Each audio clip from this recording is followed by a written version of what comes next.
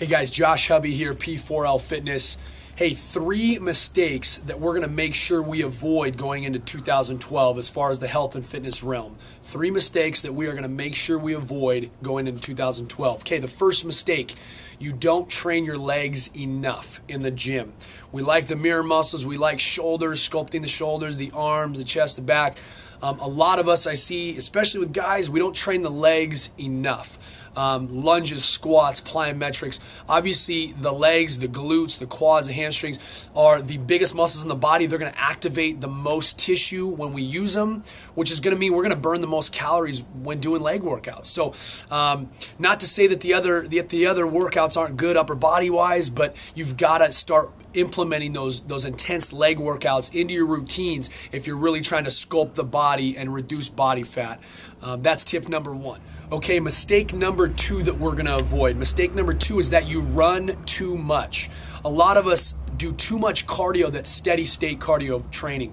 What I mean by that is you'll get on a treadmill for 30 minutes, you'll put it at a 4.0, and you'll stick with that for the next 30 minutes. Or you'll do a walk around the block that takes an hour, but it's a steady state cardio.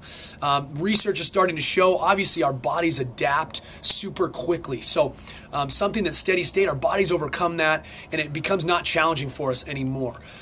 Steady state cardio versus what we want to introduce and what we want to start implementing is what we'll call high intensity interval training. So maybe you're on a treadmill and you can set it for 45 seconds at an 8% incline and you go as hard as you can for 45 seconds. You get off, then you rest for a minute. And then you repeat that 10 times. So that would be an example of some interval training. Science is obviously starting to show that is improving performance in anaerobic thresholds. So overall performance is improved, as well as your cardio burn and fat burn is going to be higher when you're doing those high intensity intervals instead of something that's easier on your body like a steady state cardio session. That's mistake number 2. Okay, mistake number 3 that we're going to make sure we avoid in 2012. Mistake number 3 is this. You stay inside of your comfort zone. Too many people are staying inside of what's comfortable for them. Athletes don't become great by only working on their strengths, what they're already good at.